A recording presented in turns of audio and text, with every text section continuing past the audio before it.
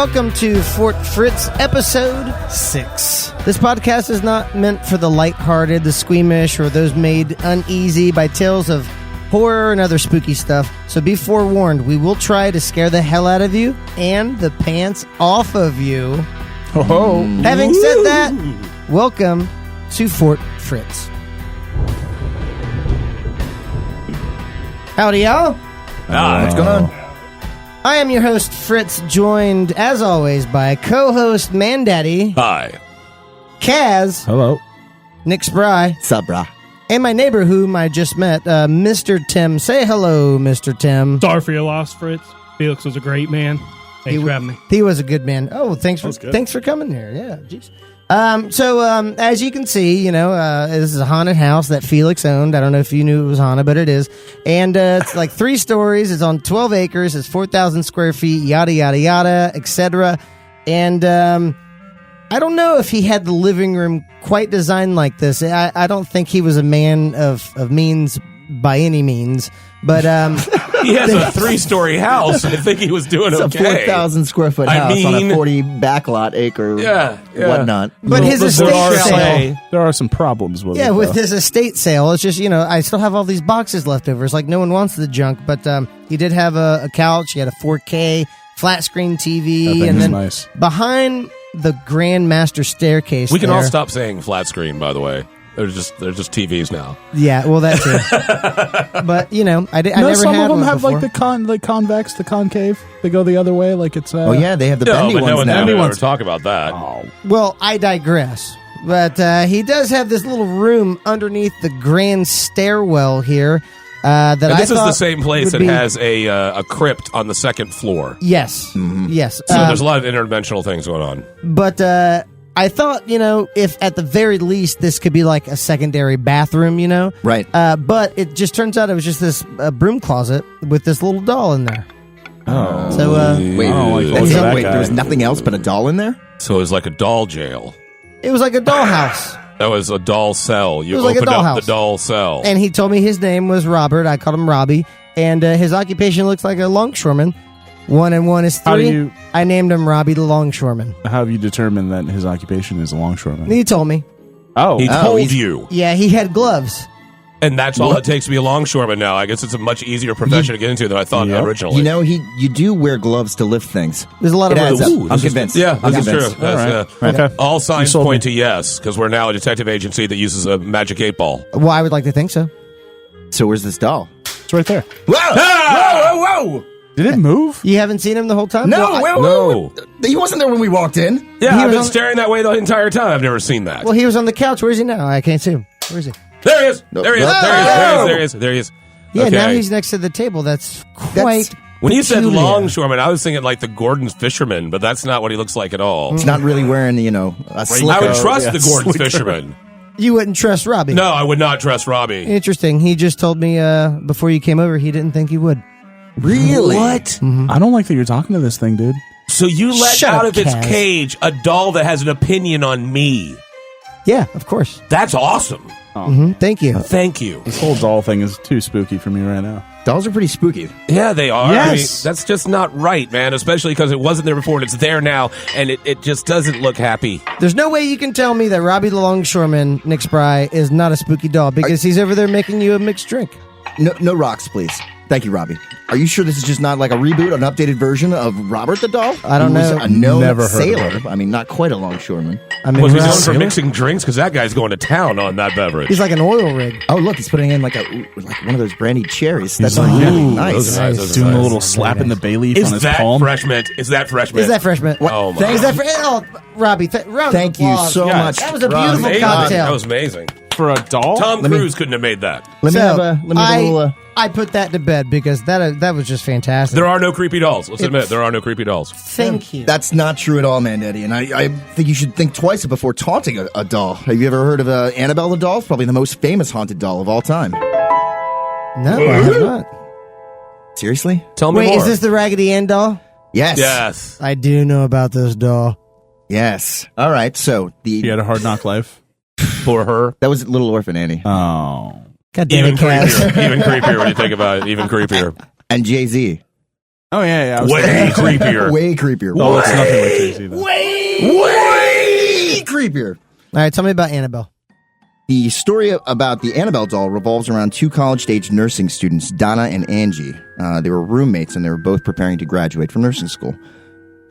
For her 28th birthday, Donna's mother had purchased an old Raggedy Ann doll for her daughter in a secondhand shop, and Donna thought that the gift was charming and delightful, and she took it home and immediately placed it in her bedroom to decorate her bed. So everything seemed normal for the first few days, but then both girls started to notice that something was odd about the doll. It appeared that somehow the doll was moving on its own, changing positions, albeit only slightly at first, but the crossing of the arms and uncrossing of the legs, or falling over when it should have been propped up securely against some pillows, just totally innocuous. But then things started to escalate, and they noticed that the doll began to appear in entirely different rooms than the one it had been placed in. The girls would find it waiting for them in the living room couch with its arms crossed, looking at them as they would walk through the front door, when it had only been in Donna's room this morning. They became quite alarmed, though, when they returned home one night and they found that the doll was standing up, leaning against a chair. And they tried to... Just like chilling? Yeah. Just like chilling? Yeah. Like it had been caught in the act as they opened the door. Oh, my God. Like it was like, oh... Just a doll. Just only doll. You open up the front door and you just hear... The spookier thing is that the girls tried to recreate the position on their own afterwards, and they couldn't do it. The doll wouldn't stand up of its own accord. Oh, my God. But, so then they started to panic when... What a jerk. Seriously. So they started to panic, of course, and they told one of their longtime old friends, Lou, who was always over at the apartment. And when he first saw the doll, he told them that there was something odd about it, that it was somehow inherently evil and that they should have just get rid of it.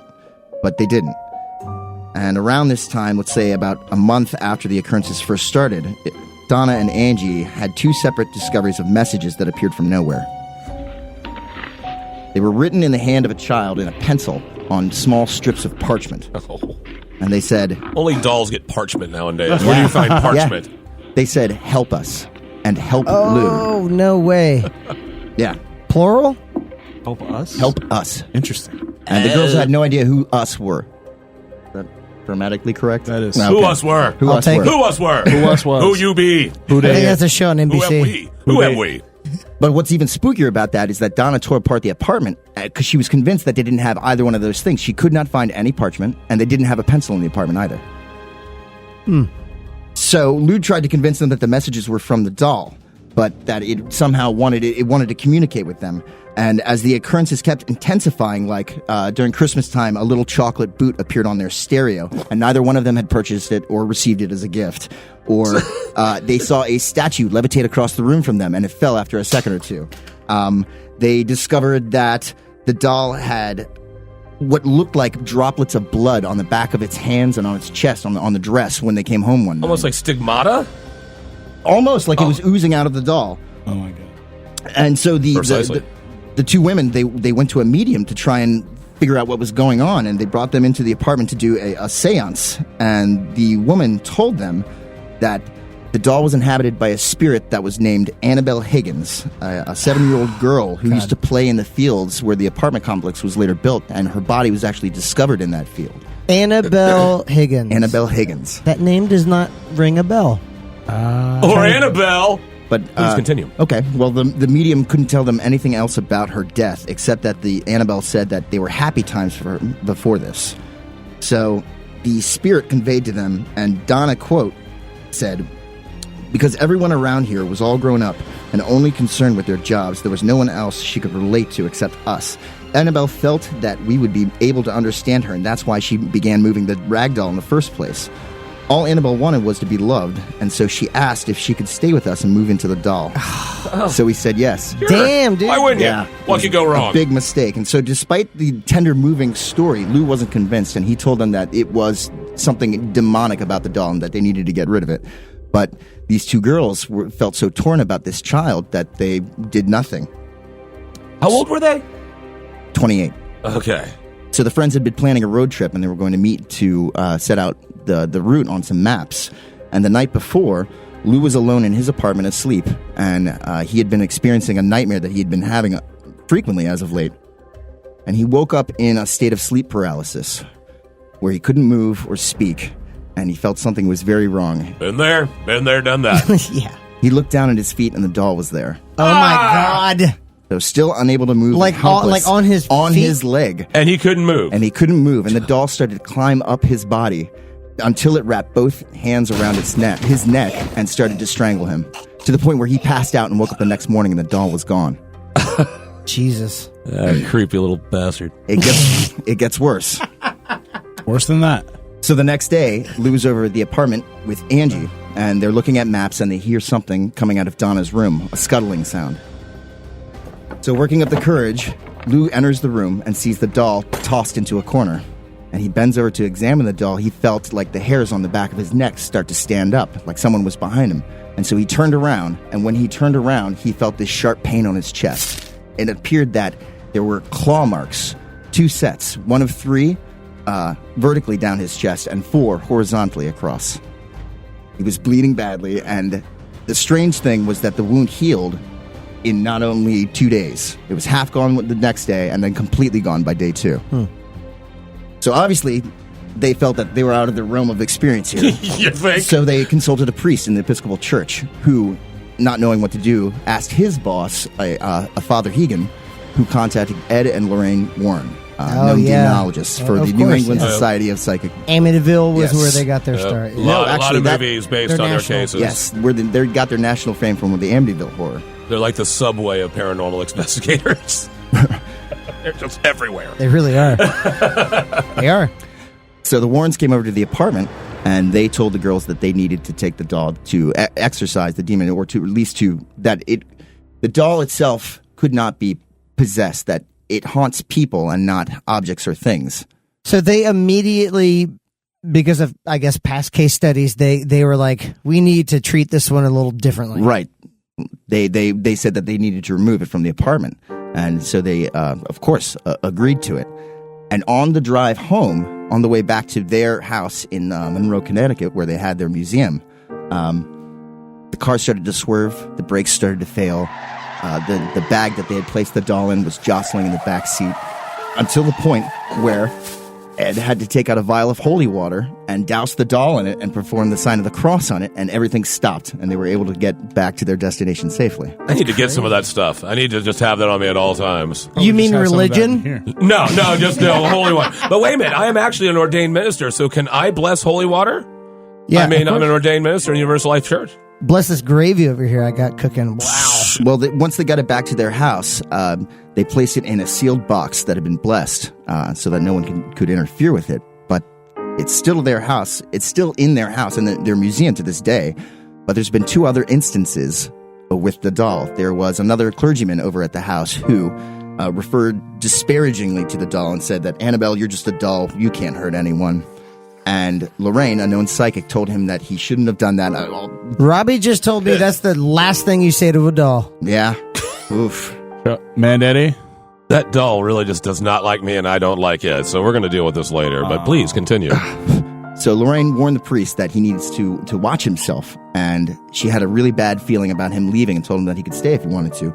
But he chose to leave. And on his way home, his brakes failed, and his car went diving into traffic, and he was killed instantly. Whoa! So this evil doll knows a lot about automobile engineering, evidently, because it's really going to go for the car thing. It doesn't end there. I mean, years later, there was another guy in the museum with his girlfriend and started to taunt the doll. And why do people do these things? Well, he said that if someone had been cut by this doll, if it had attacked someone, he wanted to see it, and that it should do it to him, otherwise it wasn't real. And they told him that he needed to leave, and on his way home with his girlfriend, they had a motorcycle crash because the brakes failed. And it's like a died. gremlin. It's like a gremlin. It knows how to wreck mechanical stuff, evidently. So that's the story of Annabelle. That's a horrible story. That's the story of Annabelle Higgins. That's awful. And it's still sitting right now in a house somewhere. It was and every so often someone says, hey, here's a good idea. Let's go to this doll. And it always goes well. There was actually a video footage of them transferring cases from its old case to a new case recently that was streamed on the web. So that was on Lorraine and Ed Warren's official website? Yes, Warrens.net. Warrens.net. Well, unfortunately, Ed passed away in 2006, but Lorraine she's still alive and kicking at the age of 90. She's a little firecracker. Pistol.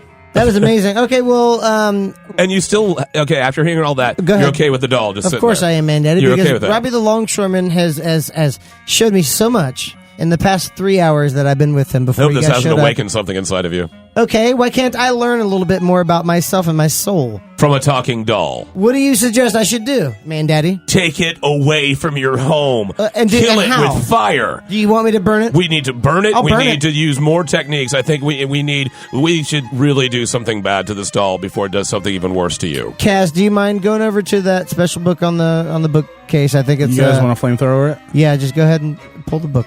All right. First we need Nick. Yep. Perform doll kung fu.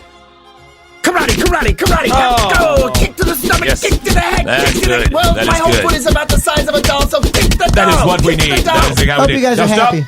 Unnecessary. Take Now- away my little bit of joy. Doll Krav Maga. Groin strike! Groin strike! What's the purpose of all this? This is- It's already dead. Put We him in need a to show him Vitamix. who's boss, is what it is, I think. Kaz, kill it with fire. You don't have to do this, Kaz.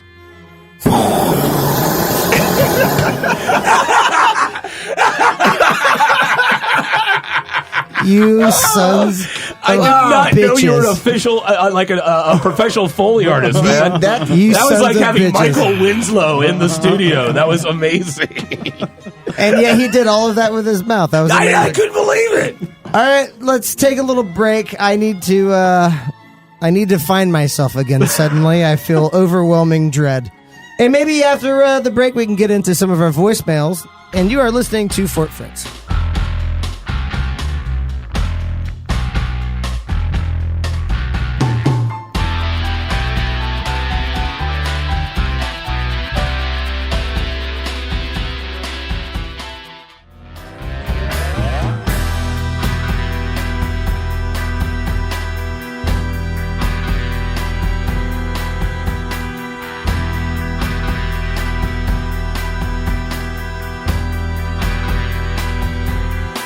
You know, one of the things I really enjoy about Fort Fritz is the opportunity to call in whenever you want to at 570-478-3789. That's 570 Pennsylvania. Don't ask me why. 4RT. You may be crazy. FRTZ. That's 570 Fort with an 4 Fritz. And tell us all your creepy ghost stories, and we might play them on the air, kind of like this man from North Carolina. Grandparents' house. It was on the side of a mountain, North Carolina. And when they first moved in, there was a stairwell right inside the front door. It was probably for the winters. They'd come up from the garage into the kitchen. That's what it looked like. When you went into the garage, which was down, basically, if you looked at it as stories in a home, it would be down 2 stories from the main house is the driveway. And you could walk up and around that portion of land to the front door from parking down below. And that garage was pretty creepy. I mean, just imagining everything just kind of carved out of the clay. And maybe it was backed up, but it just looked like orange, dusty rock. And then underneath the house, under the eaves or whatever you want to call it, it was like they had slatted passageways deeper. So when the light shined down, you could see down under that space. Once I was under there as a young boy and looked back, and I swear I saw the form of a woman coming up out of that clay.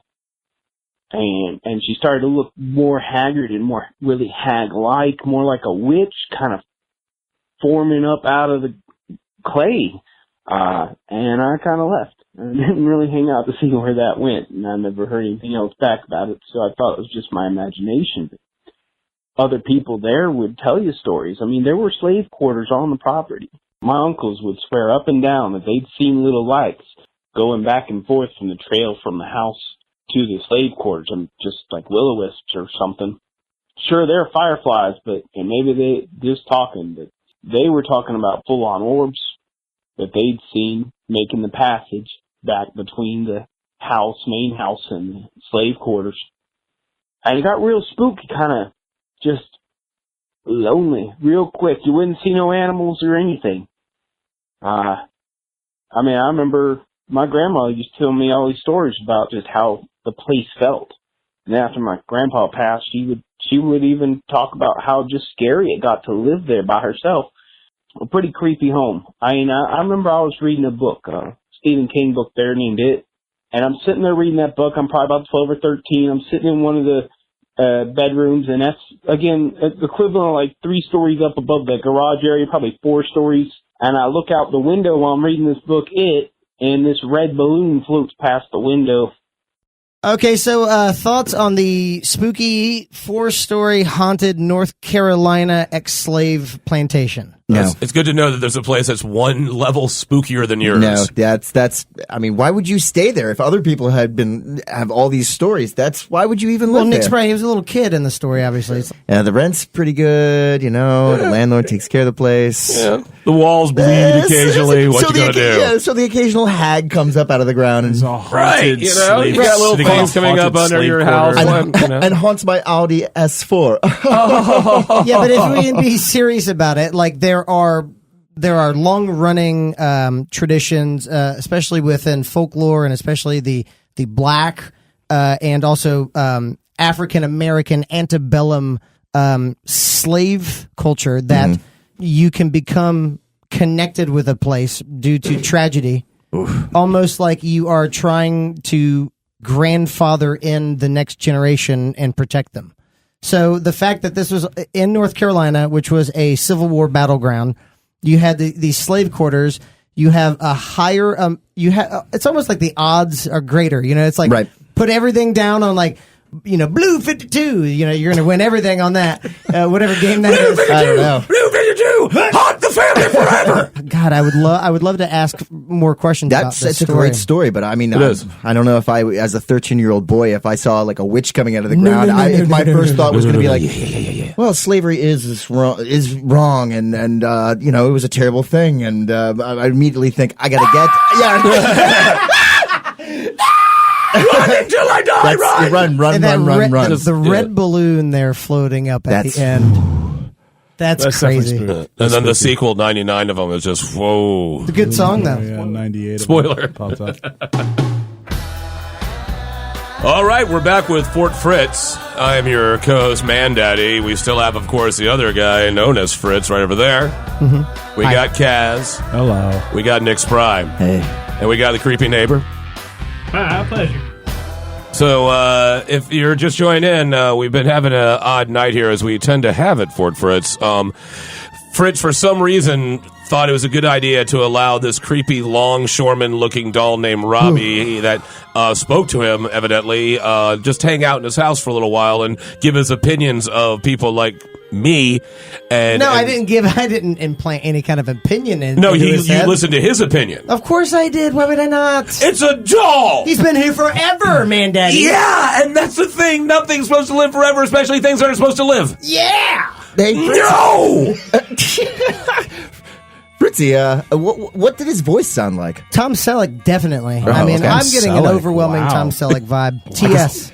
4L. He has such an identifiable voice, that Tom Selleck. Such a longshoreman quality. When you to hear it. his voice, you can actually hear his chest hair. It's amazing. Yeah. We've talked in the past about things like black-eyed children, things you're not supposed to invite into your house. Right. And you, Fritz, invited this doll. This doll was in my house the whole G-damn time. It's not like You I released invited it from him its out. little doll cage. I opened a door, Man Daddy. Let's be Yeah, civil. that's how a lot of bad things happen. Kaz, tell me he's Let's overreacting. be civil. And honestly, Man Daddy, he made a hell of a mojito. Did you taste that thing? That was really good. It was delicious. It was delicious. I saw you guys. Your It eyes was really rolled good. back. It was really It good. was good. It was All really right, good. it was And on good. the bright side, the only problem that Robbie's going to be for anyone is going to be the Roomba.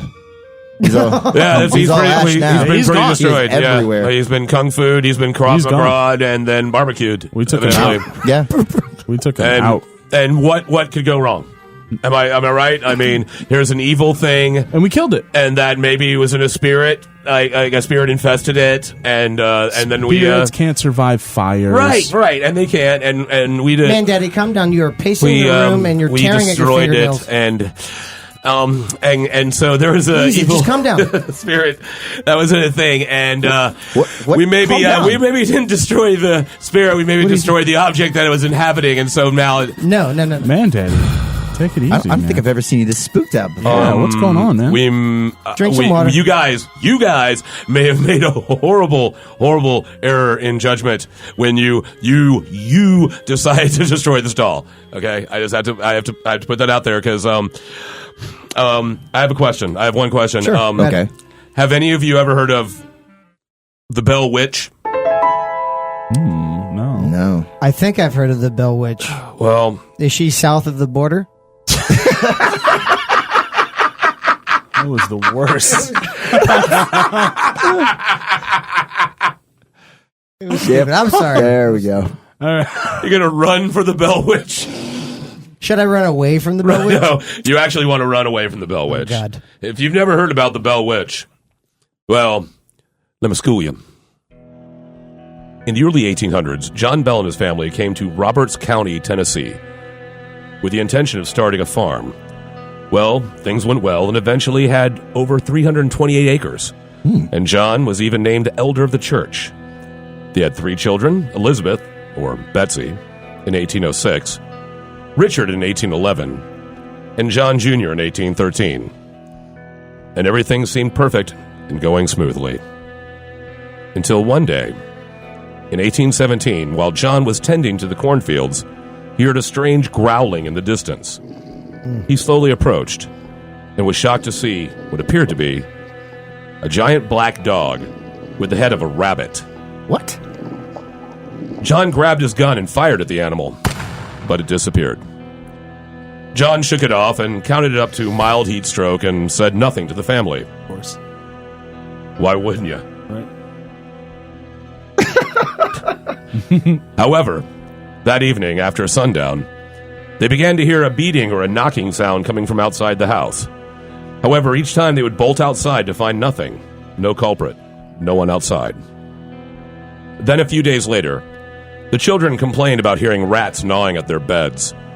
And eventually, their sheets being pulled off by an invisible entity, and their pillows being thrown on the ground. And as if that wasn't enough, they all began to hear a faint voice emanating from inside the house. Oof. They said it sounded like an old woman singing. And then, things got even worse for Betsy. The invisible force began to get violent with her, pulling her hair and slapping her, to the point of leaving welts and red hand-shaped marks on her. Ooh. Finally, they couldn't keep their secret any longer, and told their story to their neighbor, James Johnson. Not only a close friend, but was thought by many in the town to have the most generic name they'd ever heard of. Yes. Thank you. He agreed to stay the Now, is that verifiable? It is. That is actually verifiable. In the books. That is the most generic name I've ever heard of. James Johnson. He agreed to stay the night and had the exact same experiences as the family. Then finally, when his covers were ripped off and he himself was slapped, James jumped out of the bed and yelled, "In the name of the Lord, who are you and what do you want?" And the house went quiet and stayed that way for several days. Then, eventually, the voice came back, more frequently and stronger and clearer. It would sing hymns and would occasionally even hold full conversations. At one point, it told John Sr. that she was, quote, a spirit, like in the Bible. At another point, it identified itself as the spirit of old Kate Batts, an alleged local witch. The story of the Bell haunting spread throughout the country, attracting tourists to their home to experience the Bell Witch. It even attracted the attention of then Major General Andrew Jackson, whose night there... Wow, really? Yeah. His night there is actually just a story unto itself. I couldn't really go into really? it the time we Yeah. have here. Yeah, it's a trip. He's so polarizing anyway. Yeah, we really don't want to go there, and all of a sudden we're going into a Facebook flame war. We don't want that. But one interesting fact is, when his troop approached the estate, the horses stopped at the gate and would not enter. Oh, okay. The horses would not go in. And there's a lot of... Some say that they eventually walked to it, and some other people say that the voice appeared outside the gate and said, "You are now okay to come in." And they did. So, And so, like I said, if you can look into that, there's a whole bunch of stuff going on with the story of Andrew Jackson at the Bell Witch house. But then, after all this, the voice still grew stronger. It was reported that it would answer questions. It would answer questions that only the asker would know.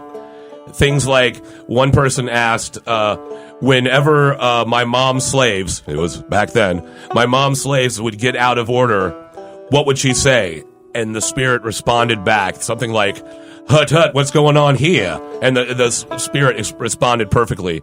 The spirit also would evidently imitate the voices of loved ones. They would, people would go there as tourists to experience it, and the voice would speak to them in the voice of their parents. And these were people from England, and they shrugged it off. But then when they got home to England, their parents said, "A voice came to us at night that sounded like you." Oh, man. That's creepy. And so the thing has gotten to the point where it's going outside the home. At one point, they say it recited a word-for-word sermon at the same time 13 miles apart. Jeez. At one point, Betsy began to fall in love with a local boy named Joshua Gardner. Apparently, the witch didn't approve, and she wanted Betsy to never marry the man. However, with the blessings of their parents, the two were engaged. This angered the witch, who began to torment the two anytime they were together. Even if they tried to meet outside the house, near the river, or even in a nearby cave, the entity would always follow. It would taunt them vocally, and even would throw rocks and twigs at them. Finally, Betsy and Joshua broke off the engagement, which seemed to please the witch. It seemed the voice took a liking to John's wife, Lucy, calling her the most beautiful woman to ever walk the earth, and would sing pleasant songs just to her. But the entity had much different feelings for John, calling him Old Jack, even though his name was John. Ooh, I know. Get real saucy with a ghost. Over the span of a year, the spirit tormented John more and more, to the point that his health began to deteriorate. He had problems swallowing and had a constant fever. Eventually, he was bedridden for 2 weeks before eventually dying. Oh, no. Afterwards, they inspected a cup next to his bed that should have been herbal tea, but was in fact an unidentified thick black liquid. To test it, they gave a small amount to the cat, who immediately died. Oh, the black cat in the corner. Think about it. He's shaking. So that's what happened to the cat that threw up the jawbone, is it drank the water from here. That sounds like an unidentified black liquid. You are making so many assumptions right now. Everything is connected. I just want you to know. Everything is connected. This is all recorded, and you are making baseless accusations about me, sir, and continue. Oh, I'm sorry. Am I the mainstream media? Am I right? Because baseless, fake... At the funeral of John Sr. in April of 1821, the voice appeared and began singing drinking songs throughout the entire service. At a public funeral? At the public funeral. Wow. They said that until the body was entirely into the ground, the voice wouldn't stop. Once it was interred, the ground was put on top, the voice stopped. After his death, it seemed like the Bell Witch had achieved her goal, and even told Lucy she was leaving, but would return in 7 years. And here's where it gets weird. Wait, now it gets weird? Now. It did return in 7 years. And it was said to have attached itself to John Jr., having extensive conversations about the origins of civilization and Christianity, and the need for an awakening. And is even said to have predicted such events as the Civil War and World War I and World War II. The witch's voice stayed for 3 weeks, and then vowed to return in 107 years to the closest living relative, who, in 1935, would have been Dr. Charles Bailey Bell. He would end up writing a book about the Bell Witch, but never confirmed nor denied whether the Bell Witch actually visited him. Yeah, that's super creepy. That's the haunting story to end all haunting stories right there. Your precursor into this entire story is that you are pinning you guys destroying my favorite doll. You guys. Kaz and That would be Nick. Kaz and Nick, Kaz right? and Nick and Kaz. Yes, Kaz and Nick. Kaz went to bed. I don't know where Kaz is. Anyway, Kaz and Nick, you guys. He's got the burn- sunglasses on, so you can't tell if he's awake like he's in class because he's cool. Exactly. Well, you guys burned my doll, and Way to go with all the karate and stuff too. By the way, I just- really adding insult to injury. No one should have told you to do that. That was a stupid thing to do, right? I just think it's grossly incompetent of you guys to come over to my house and activate the flamethrowers, Kaz. I'm looking at you. Thank you. And also destroy my beloved doll. But if that is real, man, Daddy, if the Bell Witch story is real, and I would like to think that it is, let me just corroborate something with you. You said that this story happened in Roberts County, Tennessee. Is that correct? That is correct. Well, Roberts County is peculiar because my doll is named Robbie the Longshoreman. Oh, damn. And when you Reflected. said, man, Daddy, who are you? What do you want? In my ear, I heard, Robbie, I just want a longshore, man. And now we've released that. You guys, Kaz, Nick Spry, you released it. Okay, well, yeah. Thank you. So, anything Seriously, to say thank for yourself? you. So- Honestly. I don't care. What is it to Technically, become no. a patsy? Are you patsied? You pinning this on me after your behest? You can No, pass it karate on the doll? There's no recording Are you Patsy recorded and Kaz? evidence of me telling you to destroy the doll. Let's face that. All right, It's let's fake look at the news. tape. Let's look at the tape. Roll the tape. You think you're gonna get away with this in Trump's America? You're wrong. Real quick, guys. That room under the stairs is not a bathroom. Okay, Yep. no, I told you that, though, that it was not about Oh my Yeah, God, that it's was not. covered. All right, no one going there for a few minutes. Right, exactly. That was part 2. It wasn't a bathroom, I guess we should say.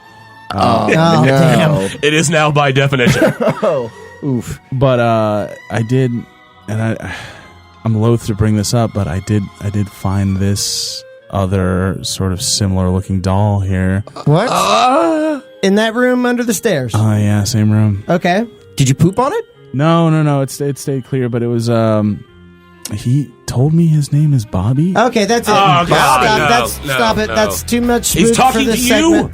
Let's take a little break, and let's bring Bobby out of that damn room, and let's put him on the couch. You're listening to Fort Fritz. Bobbie in the hot seat. Right now, we're coming back. Put Bobby in the hot seat. Tell us what you know about the other world.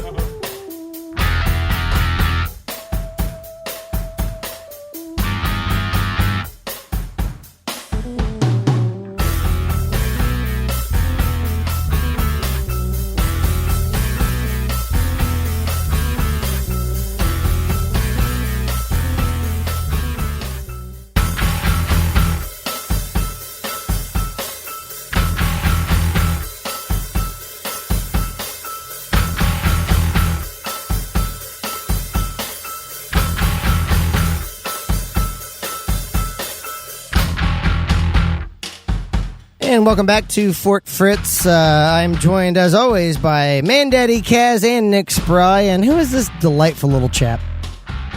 Okay, so again, don't be too worried about it. He's but cute. He told me his name is Bobbie. Bobby, okay. He is definitely an inanimate doll. Okay. So you're using the words inanimate when describing something that has spoken to you. We've already talked about those other animated dolls. There are animated dolls. They're called puppets. No, they're called Rock-afire Explosion. Okay, this is not Rock-afire Explosion. Call back to a local. I like it. Boom. Love it. I love it. Bobby Okay, looks, so Bobby looks like he's dressed in a particular fashion. he seems He's like got- he was the responsible one in the family. He seems Yeah. like he's got the probably button-up on. you know like socially liberal and fiscally conservative. He's got Can a nice suit. one of Probably those guys. So he middle likes weed, management hates job. poor people. He's got a beautiful attaché case. Nick, pick him up. It looks like there's something attached to him. What is this? What is that little fanny pack? A little fanny pack. Oh, See, it's like a throwback, so he's being ironic. That's awesome. Can you open it and see what's in there? Evil yeah. hipster demon doll. Open that up and it's a tiny little letter. Let me squint and read this. It says, "I'm here. Where did Robbie go?" Oh, God. Oh, no. that's Is that, okay, super I gotta ask, spooky. is that written on parchment? No, it looks like a straw wrapper. Oh, okay, that's no like problem. From, That's no from problem. a Slurpee or something Oh, like that. unless it's parchment, it's not really legal. It also looks typed. It's like a typewritten. Yeah, that's letter. elegant. Well, Probably from an Underwood typewriter. Ooh, talking about the font.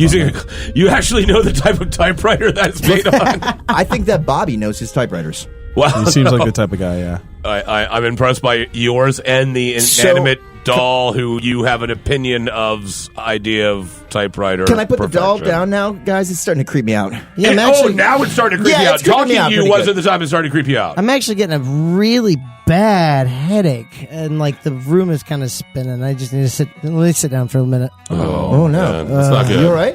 Have you been drinking the water again? Kaz, tell me something about this. Does this have anything to do with what I think it does? Well, so obviously this doll bears a strong resemblance to our earlier foe in the episode, Oh, Robbie, damn. the Longshore Man. And we dispatched Robbie with some pretty extreme prejudice. You. Well, Stop saying we. The order You. came down from the top, Mr. Co-host Mandetti. Sure. So, like, soldiers are allowed to blame the people who told them to do the things. Well, yeah. So Bobby, honestly, from the handsomely typed letter that we found, and just his general sort of demeanor when he was talking to me, I think he's pretty upset. And honestly, it seems like it might You're have been. discussing the demeanor of an inanimate object. He has a demeanor. Yeah, he is scowling a little bit. He really looks like does. he looked like a disgruntled I think- inshore rants man. Guys, so what I think, guys, Robbie and Bobby were somehow related, possibly brother and sister. Wait, brother and sister. I did so this doll was in the room underneath the stairs, right? The same room that I went in to get Robbie out of. Correct. I only saw Robbie in there. You didn't happen to notice the other evil demon doll. I'm telling you guys, How big is the room? it's only like 6 by 4 feet. It's Well, tiny. I definitely found Bobby in there. I cleared it out. Honestly, I feel like the destruction of Robbie was probably maybe what caused him to show up here. I think maybe they were siblings, and I think that they had a connection, sort of a twins in past lives.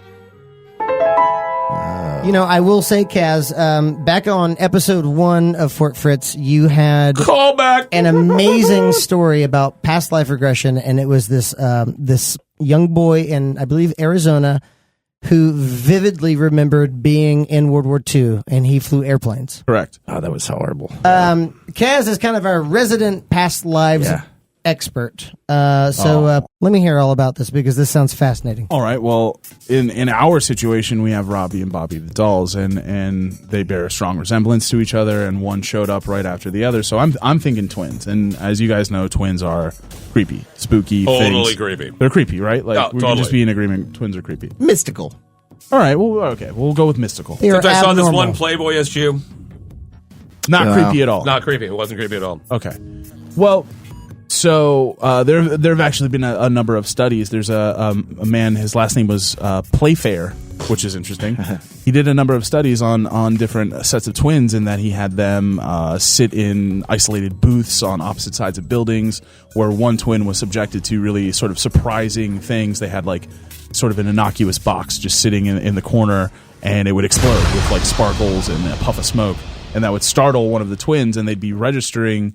They'd have another one of the twins on sort of an, I don't know if it's an EKG, like the lie detector detects your pulse and heart rate, and the isolated twin would react, their pulse and their sort of like biological functions would react in a similar way to someone being. How far were they separated? They said, I mean, the experiment was taking place over sort of a large building. So on one side they were not able to understand, what the other twin was going. So they would spike for no reason, like their heart rate, and right. things They like would that? spike with in coordination with the other twin being That's- surprised. Yeah, not or for being- no Wow. reason. The other twin was getting Right, shot. for Nick ESP Spry. spooky Jeez. reasons. And I'd be remiss if I didn't mention the fact that Innocuous Box is the name of my new band. I love that name, Innocuous Box. Nice. Man. That's No good. problem. I think the world right now could use an Innocuous Box. Some innocuous box. Especially if I heard some of that innocuous box you were playing me the other day. Holy I know. hell. Innocuous Box! What is in it? We don't know. I'm hooked. It was amazing. Good. Brilliant. Good stuff. So, Kaz, they were slightly geographically isolated from one Correct. another. So and they were able Separated. to sort of share this subconscious experience. They weren't like, oh hey, something just happened surprising to my twin. They just had a biological sort of reaction that they weren't able to control. Their pulse went up or their heart rate sort of changed or whatever. There was a case in England in the 1950s where a husband and wife named John and Florence Pollock had a horrific tragedy strike their family. Their two daughters, Jacqueline and Joanna, along with a friend of theirs, were riding bikes, and all three kids were struck by a reckless driver, and he killed all three of them on the scene. Oh, so this obviously the family's ejected. It's a very, very horrifying thing to happen. But a year later, the wife was pregnant. She told her husband that she was pregnant. So there, a ray of hope in this. Of course, yeah, understandably so. One could hope. This is where it gets a little interesting. The father is, by all accounts, obsessed with the idea of reincarnation, which sort of flies in the face of their traditional sort of Christian upbringing, surroundings in that area of Hexham, England. The father then tells his wife and the doctor, who is going to be performing performing the pregnancy, delivering the baby. The wife is carrying twins. She is definitely carrying twins. And the doctor says, no, it's just one baby. The wife says, no, it just feels like one baby. The wife was indeed pregnant with twins. Turns out that the wife did have twins, and the birth of these girls coincided about a year and a half to 2 years after the death of their other daughters. That's insane. Twins born to the same woman within a year of this like horrific accident happening. So obviously wanted to make them happen. Something was happening. Maybe she's genetically predisposed to having twins. I don't know. Maybe, but there was sort of a weird sort of confluence of spooky things happening. Right, the dad is very into reincarnation. All of a sudden, the mom gives birth to two twins that are essentially what you would consider. Is he into it, or like researching it, or like he believes that it's an actual thing, and not only that, I think more accounts state that this is possibly something that came from his hysteria at losing his daughters, and that he felt like they were going to come back, and he really wanted them to come back. So maybe just his faith, right? So I think it was just this guy who really believed or wanted to believe this thing because he was so distraught about the loss of his daughters. So obviously it gets spookier, and these twin girls have some interesting markings on them. One, in fact, is a mark across a light birthmark across the forehead of Gillian. I believe her name is Gillian Pollock. And which actually matches the mark on the dead Jacqueline's head when they pulled them from the car wreck. So this is there were some other identifying birthmarks. The twins shared an ankle or lower leg birthmark that was also worn by one of the deceased sisters. They started to identify landmarks around the town, like the school of their deceased sisters, different parks and playgrounds that they used to play at. And again, all this was sort of shocking to the parents who had lost these kids already, and now are seeing essentially replacements. How long was the time between the first twins and the second twins? Well, the first were not twins. They were two girls who were 6 and 11, and then the information that I have says about a year later. So let's imagine a year and a half. But then how could they be in schools? So this is later in their life. Oh, okay. Yeah, this is we've got the strange birthmarks. We've got the strange timing of this, and then they start to have these memories. Go on, Nick Spry. Are they like? So they're like funneling these memories. Come on, straighten up. They're funneling these memories, or they're actually reincarnated in these bodies. Right. So, but it could also be psychosomatic, though, is what he's saying, is that the father of these children might have just willed it into them. Correct. That is sort of the debunking part of this, is that people say that the dad was obviously obsessed with this idea, and he probably relayed this information to the kids. But I submit that the birthmarks are strange and are like medically documented. These kids were born in the 50s. Like there's paperwork on this stuff. They're actually I believe they're still alive. Really? Yeah, I saw a picture of couple of old biddies right now, but the sort of debunking allegation that's waged against this story is that the dad obviously had some hand in telling the story to the kids and making them feel like they were potentially suggesting these memories and such.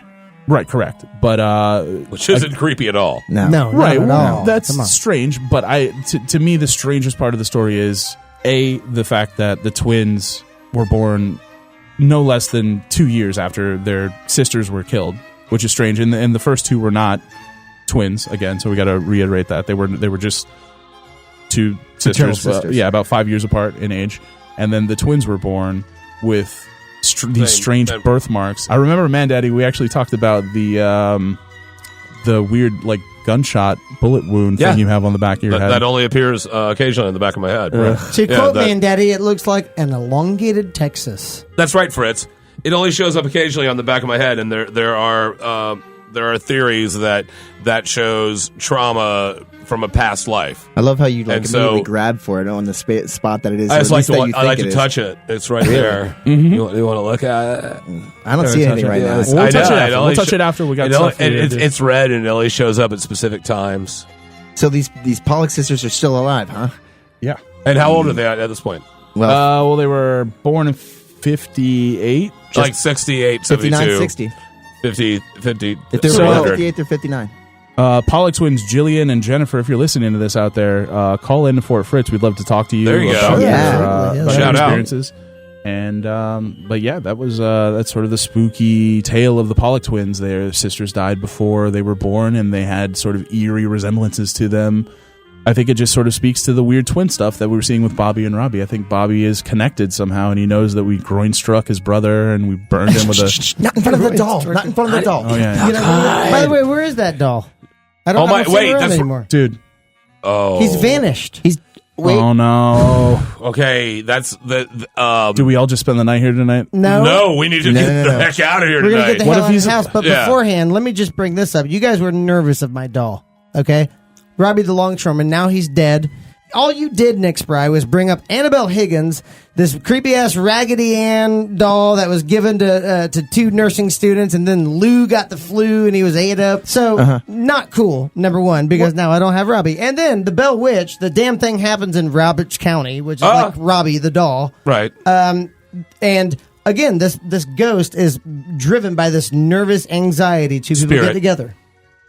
She doesn't like that. Yeah. Oh, yeah, they don't like two together. And then she almost broke up that relationship, even if they were away from the house. Yep. And then she started going after John. Yep. And pretty much forced him into an early grave. And by the way, you said the whole sheets, the pulling off of the sheets. That is the best horror movie trope I've ever seen. Oh, it's used so much. That's spooky as hell.